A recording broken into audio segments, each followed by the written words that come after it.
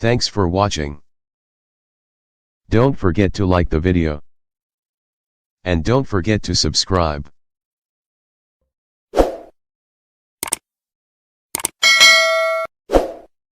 रहमतुल्लाह वबरकातुहू। मैं हूं हकीम फरहान निज़ामानी। आज मैं आपसे शुगर की बीमारी के हवाले से मालूमात शेयर करूंगा कि शुगर की बीमारी क्यों होती है, उसके असबाब क्या हैं, उसकी अलामात क्या हैं और उसका इलाज क्या है, और मैंने इसका कैसे कामयाब इलाज किया। तो मोहतरम, टॉपिक पे आने से पहले एक छोटी सी गुजारिश है कि प्लीज़ मेरे इस चैनल को आप सब्सक्राइब करें, और सब्सक्राइब करने के बाद जो बेल आइकन का बटन आएगा उसको भी आप दबा लें, तो उससे ये कि आपको मेरी वीडियो जो है वो बआसानी पहुंच जाएगी। तो लाइक कीजिए, शेयर कीजिए और अपने तासरात भी कमेंट्स के अंदर ज़रूर दीजिएगा कि ये वीडियो आपको कैसी लगी, और कोई मशवरा देना हो तो वो भी ज़रूर दीजिएगा। तो अब हाँ आते हैं टॉपिक की तरफ कि शुगर दुनिया के अंदर तेज़ी से फैलने वाला मर्ज़ है जो एक वबा की शक्ल अख्तियार कर गया है, यानी हर तीसरे चौथे बंदे के अंदर ये शुगर हो चुकी है।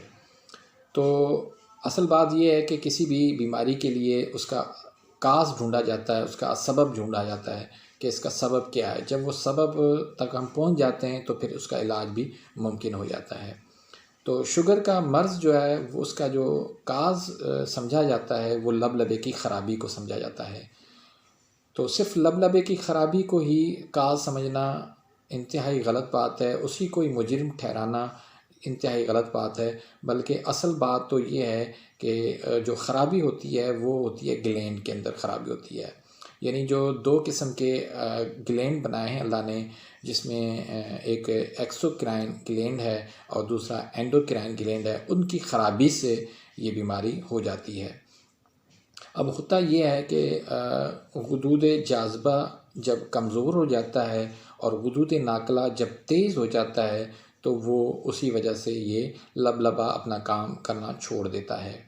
और गुर्दों के अंदर और मसाने के अंदर तेज़ी आ जाती है, जिससे पेशाब बहुत ज़्यादा खारिज होता है। इसी वजह से शक्कर भी उसमें खारिज हो रही होती है। तो ये असल सबब है शुगर का। और दूसरे भी इसके अलावा सबब हैं, जिस तरह आप समझ लें कि ज़हनी टेंशन, ज़हनी परेशानी या बहुत ज़्यादा काम का दबाव, जिससे आसाब के अंदर जो है वो तेज़ी आ जाती है, जिसकी वजह से भी ये मर्ज़ हो जाता है। फिर उसके बाद आप देख लें कि गलत किस्म की ग़िज़ा खाना, यानी एक बंदे का अगर मिज़ाज पहले ही सर्द है, ठंडा मिज़ाज है, उसके अंदर रतूबात ज़्यादा है, पानी की मिक़दार ज़्यादा है, तो फिर भी वो पानी वाली ग़िज़ा खाएगा, दूध खाएगा, पिएगा, या मक्खन खाएगा, या साबूदाना खाएगा, या फिर जूस वगैरह की कसरत से वो इस्तेमाल करेगा, तो लाज़मी बात है फिर उनके ग्लैंड सिस्टम जो है वो ख़राब हो जाते हैं और वो गुदूद नाकला के अंदर तेज़ी आ जाती है, जिसकी वजह से ये मर्ज़ हो जाता है। फिर उसके अलावा नींद का जो है वो मुतासर रहना, यानी नींद बे टाइम करना, यानी रात को पूरी रात जागता रहा और दिन में वो सोता रहे, तो इसका नींद का बैलेंस ना होना ये भी जो है इसका सबब बनता है इस बीमारी का। अब हम आते हैं इलाज की तरफ। तो इलाज अल्लाह के फ़ज़ल करम से मैंने बहुत सारे मरीज़ों का इलाज किया। अल्लाह के फ़ज़ल करम से उसमें अब आज वो अपनी नॉर्मल लाइफ गुजार रहे हैं बग़ैर किसी अद्वियात के।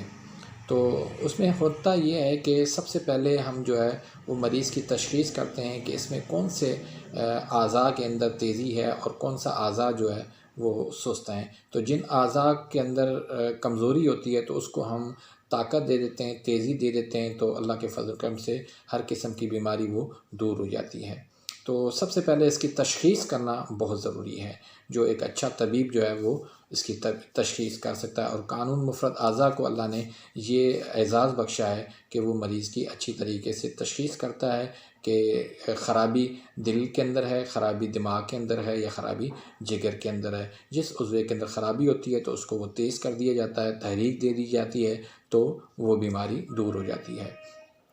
अब हम उसकी अलामात की तरफ देखते हैं। तो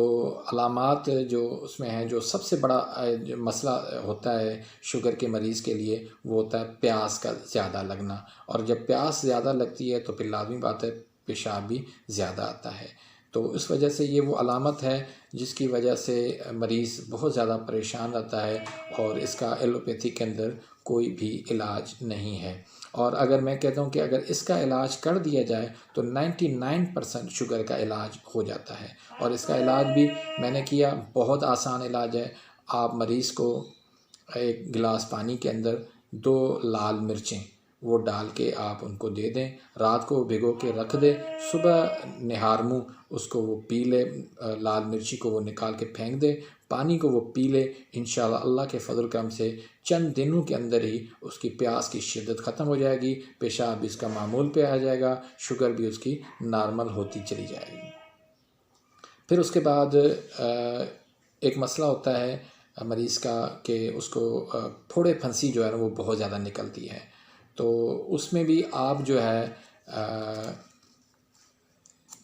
پھوڑے پھنسی کے لیے میں ایک نسخہ بناتا ہوں جس میں مصبر ہے اور